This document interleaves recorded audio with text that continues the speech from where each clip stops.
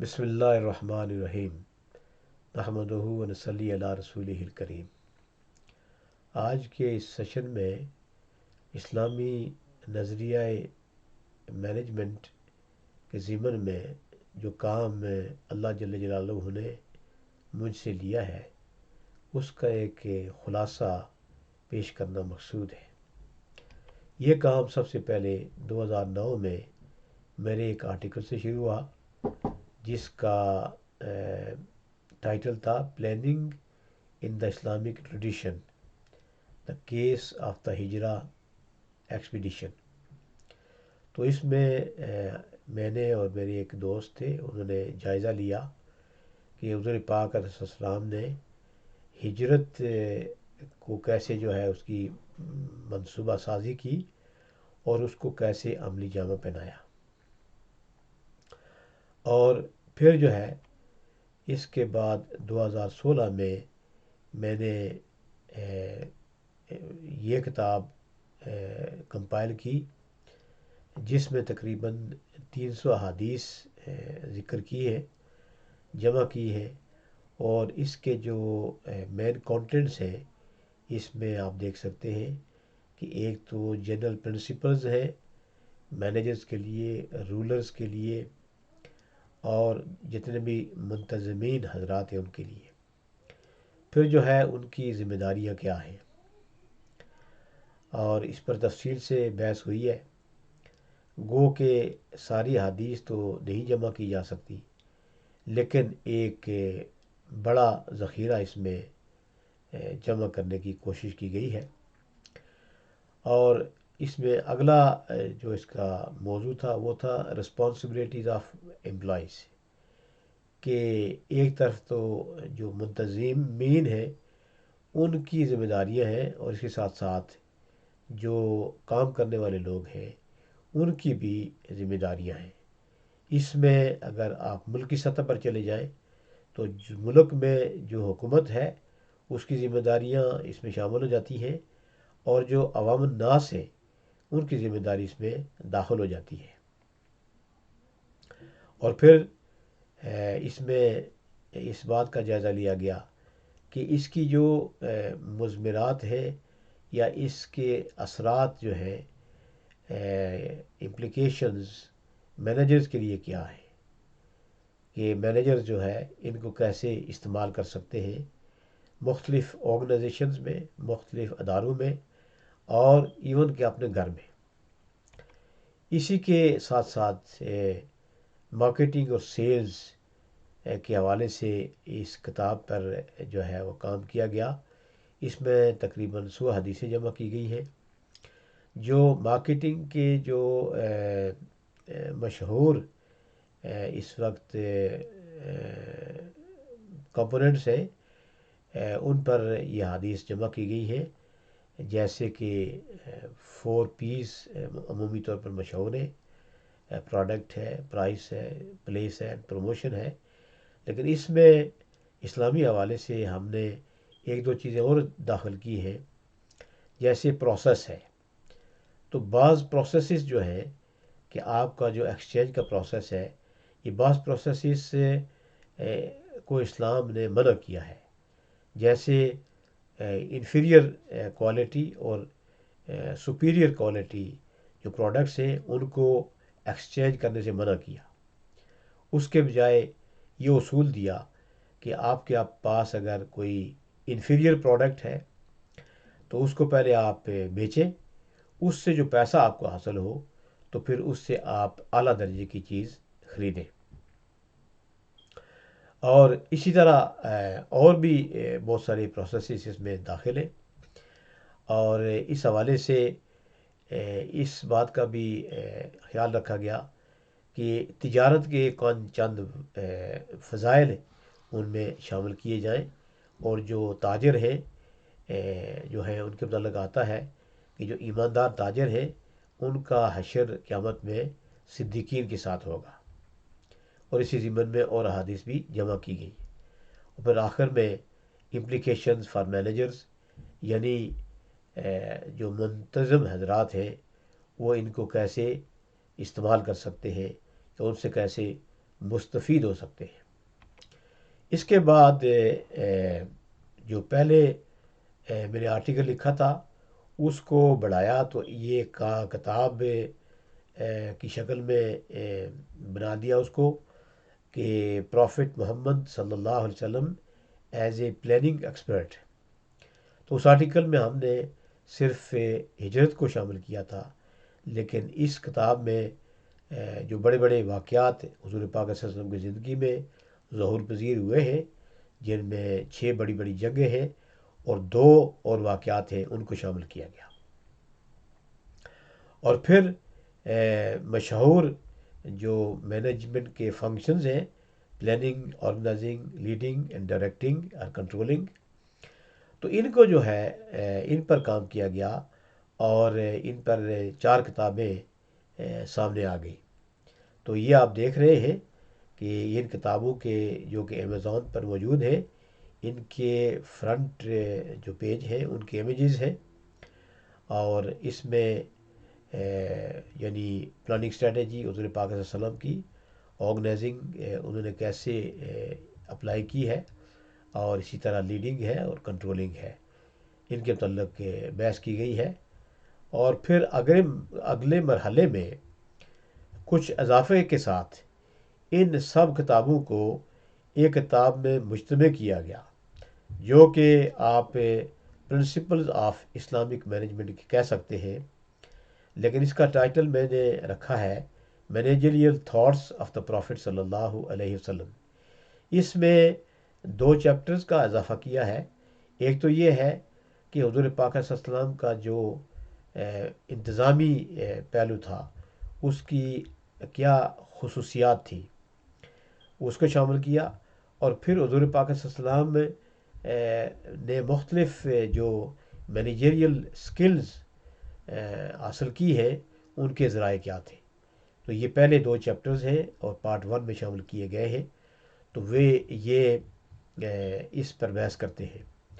پھر پارٹ 2 میں پلاننگ کو شامل کیا گیا ہے، اس پر بحث کی گئی ہے۔ اس میں 5 چیپٹرز ہیں، اور پلاننگ کے حوالے سے مختلف جو پہلو اس وقت جو ہے پریویلنٹ ہے، اس وقت مینجمنٹ ان کو جانتی ہے، اور مینجمنٹ کے جو اسٹوڈنٹس ہیں، ٹیچرز ہیں، وہ اس کو پہچانتے ہیں اس حوالے سے، جیسے ڈیسیژن میکنگ ہے وغیرہ وغیرہ۔ اور پارٹ 3 میں جو ہے 5 چیپٹرز ہیں، اور یہ آرگنائزنگ سے بحث کرتے ہیں۔ اگلے پارٹ میں لیڈنگ کو شامل کیا گیا ہے، اور اس میں 8 چیپٹرز ہیں، اور اس میں چونکہ لیڈنگ کے بہت سارے پہلو تھے، تو اس لیے جو ہے یہ جو پارٹ ہے کافی لمبا ہے۔ اور پھر آخری جو پارٹ ہے کنٹرولنگ کا ہے، اس میں 3 چیپٹرز ہیں، تو ٹوٹل اس کتاب میں جو ہے 23 چیپٹرز ہیں۔ اور یہ سارا جو ہے مٹیریل، یہ مینیجری فنکشنز پر کے سلسلے میں بحث کرتا ہے، اور مثالیں دیتا ہے حضور پاک صلی اللہ علیہ وسلم کی زندگی سے، کہ انہوں نے مختلف جو ان کی ایکسپیڈیشنز تھی، ان کے پروجیکٹس تھے، ان کو کیسے پلان کیا، اور اس کو جو ہے کیسے ان کو امپلیمنٹ کیا۔ اس کے بعد جو بڑے بڑے 9 واقعات حضور پاک صلی اللہ علیہ وسلم کی زندگی میں ہوئے ہیں، پہلے تو 8 میں نے شامل کیے تھے، لیکن بعد میں غزوہ خیبر کو دیکھا تو اس میں بھی بہت چیزیں سیکھنے والی تھی، تو پھر اس کو بھی میں نے شامل کر لیا۔ تو ان میں سے ہر ایک کے پر جو ہے ایک علیحدہ کتاب مرتب کی گئی، کہ ان کے جو ہے مینیجریل فنکشنز کیا ہیں، یا مینیجریل امپلیکیشنز کیا ہے۔ جیسے جنگ بدر ہے، جنگ احد ہے، جنگ خندق ہے، اس کے بعد صلح حدیبیہ ہے، فتح مکہ ہے، اور غزوہ حنین ہے، غزوہ تبوک ہے، اور اس میں ہجرت کو بھی شامل کیا گیا ہے، اور پھر اسی طرح جو ہے نا غزوہ خیبر اس میں شامل کیا گیا۔ تو گویا کہ یہ 9 بڑے بڑے واقعات ظہور پذیر ہوئے ہیں، جن کی جو ہے نا وہ اس میں جائزہ لیا گیا، ان کو شامل کیا گیا، تو اس سے یہ 9 کتابیں جو ہے نا وہ پروڈیوس کی گئی ہے۔ اس کے بعد جو ہے اس کتاب میں ان میں جو عام تھیمز ہم نے آئیڈینٹیفائی کیے تھے ان کو ہم نے اس میں شامل کیا، تاکہ یہ ساری کتابیں اگر کوئی نہیں دیکھ سکتا تو وہ اس کتاب کو دیکھے، تو اس میں اس کو ان سب کتابوں کا نچوڑ اور خلاصہ مل سکتا ہے۔ اور اس میں بہت عام قسم کے جو تھیمز ہیں وہ شامل کیے گئے ہیں، جیسے کہ اسٹریٹجک مینجمنٹ ہے، ایک بہت بڑا اس وقت زیر بحث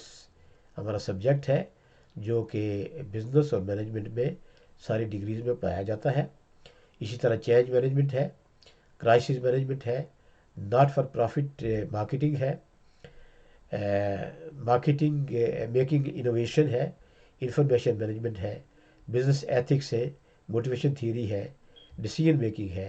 ہیومن ریسورس مینجمنٹ ہے، فائنانشیل مینجمنٹ ہے، نیگوشیشن ہے، پلاننگ ایکسپیڈیشن ہے، یعنی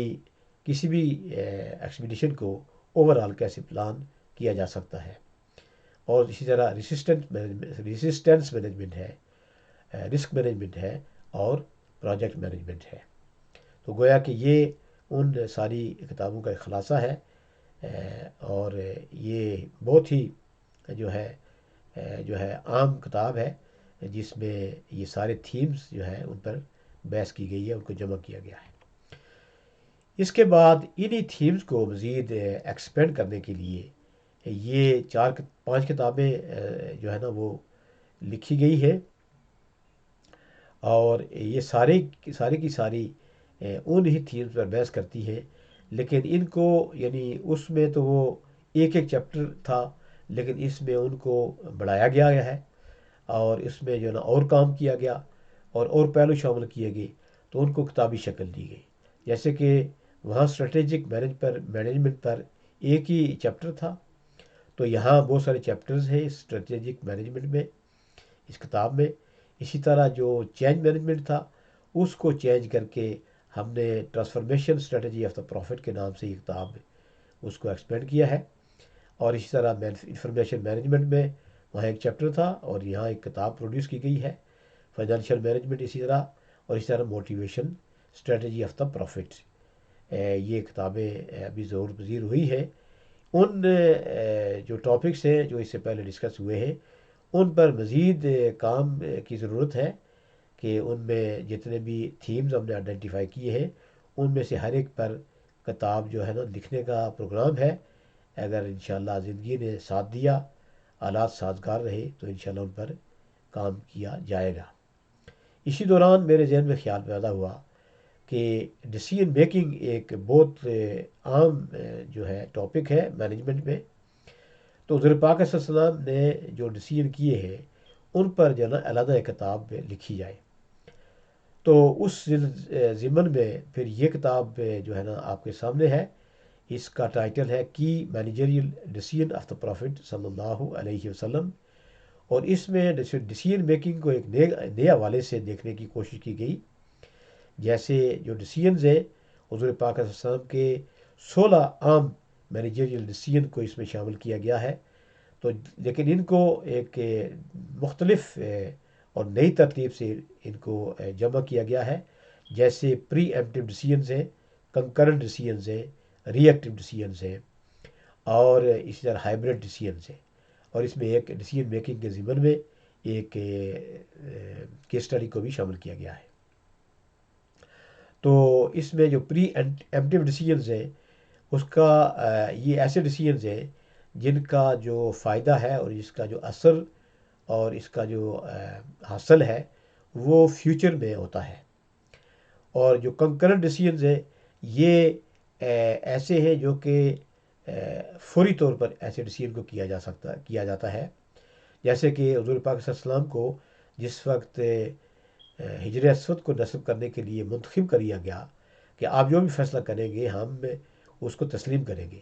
تو انہوں نے اس کا ایک فیصلہ کیا۔ تو اس ایسے فیصلے جو کہ آپ کو فوری طور پر کرنے پڑ جائیں، جس کے لیے آپ کو انالیسس نہ کر سکے یا کوئی آپ کسی کو کنسلٹ نہ کر سکے، تو ایسے ڈیسیژن جو حضور پاک صلی اللہ علیہ وسلم نے کیے ہیں ان کو کنکرنٹ ڈیسیژن کا نام دیا گیا ہے، اور یہ 4 ڈیسیژن ہیں۔ پھر جو ری ایکٹیو ڈیسیژنز ہیں یعنی کسی بھی معاملے کے ضمن میں، کسی کے مسئلے کے ضمن میں جو ایک مسئلہ حل طلب ہوتا ہے، لیکن ایک خاص موقع پر اس کا سلوشن سامنے لایا جاتا ہے، ایسے جو ڈیسیجنز ہیں ان کو ہم ری ایکٹیو ڈیسیجنز کہتے ہیں، کہ آپ کو کسی آرگنائزیشن کو ایک خاص پرابلم پیش آئی ہے، یا وہ پرابلم پیش آتی رہی ہے، تو اس کے حل کے لیے ایک مناسب وقت کی ضرورت تھی، اور اس کا ایک مناسب وقت کا انتظار تھا، تو اس انتظار کے لیے ایک ڈیسیجن کیا گیا، اور اس کا نام جو ہے ری ایکٹیو ڈیسیجن رکھا گیا۔ اور آخر میں ہائبرڈ ڈیسیجنز ہیں، ان میں جو ہے نا چند جو ہے نا ڈیسیجن ایسے ہوتے ہیں جن میں پری ایمپٹیو اور ری ایکٹیو ڈیسیجنز کی کچھ کریکٹرسٹکس ہوتی ہیں، یعنی ان کا فائدہ فیوچر میں ہونے والا ہوتا ہے، اور کچھ پرابلمز بھی ایسی ڈیولپ ہو گئی ہوتی ہے جن کو حل کرنا ضروری ہے، لیکن ان کا صرف فائدہ اس وقت نہیں ہوتا، بلکہ اس کا لانگ ٹرم ایک فائدہ ہوتا ہے۔ ایسے ڈیسیجن کو ہم نے ہائبرڈ ڈیسیجن کا نام لیا ہے، اور پھر اس میں ایک کیس اسٹڈی بھی شامل کی گئی ہے۔ اور آخر میں اللہ رب العزت نے مجھے توفیق عطا فرمائی کہ میں نے جو ایگزسٹنگ مینجمنٹ تھیریز ہیں ان کو اسٹڈی کیا، تو پھر جو ہے ان کو میں نے حضور پاک صلی اللہ علیہ وسلم کی مبارک زندگی کے ساتھ کمپیئر کرنے کی کوشش کی، تو میں اس نتیجے پر پہنچا کہ یہ جو اس وقت ایگزسٹنگ تھیریز ہے، 5 بڑی بڑی تھیریز ہیں، جس میں جو ہے سائنٹیفک مینجمنٹ ہے، سسٹم تھیوری ہے، کلاسیکل مینجمنٹ ہے، کانٹیجنسی تھیوری ہے، اور ہیومن ریلیشن موومنٹ ہے۔ تو اس کا میں نے جس وقت حضور پاک صلی اللہ علیہ وسلم کی مبارک زندگی سے جو ہے نا وہ مطالعہ کیا، اور میں اس نتیجے پر پہنچا کہ یہ ساری تھیریز جو ہے حضور پاک صلی اللہ علیہ وسلم 1400 سال پہلے ہمیں عطا کر گئے ہیں، اور مختلف مثالوں سے اور مختلف حوالوں سے جو ہے میں نے ثابت کیا ہے کہ جتنے بھی یہ اصول ان میں بیان کیے گئے ہیں، جیسے سائنٹیفک مینجمنٹ میں ڈویژن آف لیبر ہے، سسٹم تھیوری میں ایک سسٹم کا کانسیپٹ ہے کہ آرگنائزیشن ایک سسٹم ہے، تو حضور پاک صلی اللہ علیہ وسلم نے فرمایا جس کا مفہوم ہے کہ مسلمان جو ہے نا بحیثیت قوم ایک انسانی جسم کے حوالے سے ہے، اگر اس میں ایک میں کوئی خرابی ہوتی ہے تو پورا جسم اس کو محسوس کرتا ہے۔ اسی طرح سسٹم تھیوری ہے، تو اس نے ایزیوم کیا کہ اگر پوری آرگنائزیشن میں مختلف جو اس کے سب پارٹس ہیں، کل پرزے ہیں، وہ اگر کام کریں گے اچھی طرح تو پوری آرگنائزیشن اچھی طرح کام کر سکتی ہے، وغیرہ وغیرہ۔ تو ان کو ان حوالے سے ان کو انالیسس کیا، اور میں اس نتیجے پر پہنچا کہ یہ ساری تھیریز حضور پاک صلی اللہ علیہ وسلم نے ہمیں جو ہے نا عطا کی ہوئی ہے، اور ان کو پڑھنا اور ان کو سمجھنا ضروری ہے، تاکہ ہم اس بات کو کہہ سکیں کہ حضور پاک صلی اللہ علیہ وسلم جو ہے دنیا کے بہترین منتظم تھے، اور میرا ایمان ہے کہ قیامت تک جتنی بھی تھیریز آتی رہیں گی وہ حضور پاک صلی اللہ علیہ وسلم نے ہمیں پہلے عطا کی ہوئی ہے، اس لیے کہ جہاں انسانیت کی عقل و شعور ختم ہوتی ہے وہاں حضور پاک صلی اللہ علیہ وسلم کی عقل و شعور کا آغاز ہوتا ہے۔ تو کوئی بھی انسان ان کی سوچ، ان کی جو ہے نا عقل و شعور تک نہیں پہنچ سکتا، اس لیے ان کا جو کام ہے، ان کی جو شریعت ہے، وہ قیامت تک انسان کی رہنمائی کرتی رہے گی، اور نظمیات کے ضمن میں جتنی بھی تھیریز آئندہ آئیں گی ان کا بھی سلوشن اللہ رب العزت نے اپنے رسول کے ذریعے ہمیں عطا کیا ہوا ہے۔ اس پر ہمیں شکر بھی ادا کرنا چاہیے کہ ہمیں اللہ رب العزت نے اتنا اعلیٰ مذہب دیا ہے جو کہ ہر پہلو پر ہماری رہنمائی کرتا ہے، لیکن ان سارے پہلوؤں کو جاننے کی ضرورت ہے، ان پر مزید کام کرنے کی ضرورت ہے، ان کو سمجھنے کی ضرورت ہے، تاکہ جو ہے یہ ساری چیزیں سمجھ لائی جا سکیں۔ تو یہ میرا کنکلوژن ہے اس کتاب کے ضمن میں، کہ جو حضور پاک صلی اللہ علیہ وسلم نے ساری تھیریز جو ہے پیش کی ہے، گویا کہ وہ ہے موجود ہے ان ساری تھیریز کے۔ اللہ رب العزت سے دعا ہے کہ اللہ رب العزت ان کو سمجھنے کی توفیق عطا فرمائے اور سمجھ کے ان کو پریکٹس کرنے کی توفیق عطا فرمائے کہ ایکچول کام تو زندگی میں لانا ہے، سنت کا زندہ کرنا ہے، اور یہ نظمیات کے ضمن میں حضور پاک صلی اللہ علیہ وسلم نے ہمیں جتنی سنتیں عطا کی ہیں ان پر ہم عمل کریں گے تو ہر سنت پر عمل کرنے کا ایک 100 شہیدوں کا ثواب ہے، اور یہ وہ شہداء ہیں جو کہ جنگ بدر میں شہید ہوئے ہیں۔ ایک دو مثالیں دے کر میں اجازت چاہوں گا۔ پہلی مثال یہ ہے کہ حضور پاک صلی اللہ علیہ وسلم کی حدیث مبارکہ جس کا مفہوم ہے کہ تم میں سے اچھا وہ آدمی ہے جو اپنے سینئر کے ساتھ بھی اور اپنے جونیئر کے ساتھ بھی اچھا معاملہ رکھے۔ دوسری حدیث مبارکہ ہے، ایک صحابی نے پوچھا کہ میں اپنے غلام کو کتنی دفعہ معاف کروں؟ آپ صلی اللہ علیہ وسلم نے جواب دیا، اس کا مفہوم ہے کہ 70 دفعہ روزانہ معاف کرو۔ تو گویا کہ اگر ہم انہی دو حدیث پر عمل کرنا شروع کر دیں تو ہماری جو آرگنائزیشن لائف ہے، جس میں جو ہے کنفلکٹس ہیں اور جس میں جو ہے مختلف قسم کے مسائل ہیں، وہ سارے مسائل حل کیے جا سکتے ہیں۔ اللہ رب العزت سے دعا ہے کہ ہمیں اس پہلو پر حضور پاک صلی اللہ علیہ وسلم کے نظمیات کے پہلو کو سمجھ کے اس پر عمل کی توفیق عطا فرمائے۔ میں انہی الفاظ کے ساتھ آپ سے اجازت چاہوں گا۔ وآخر دعوانا ان الحمد للہ رب العالمین۔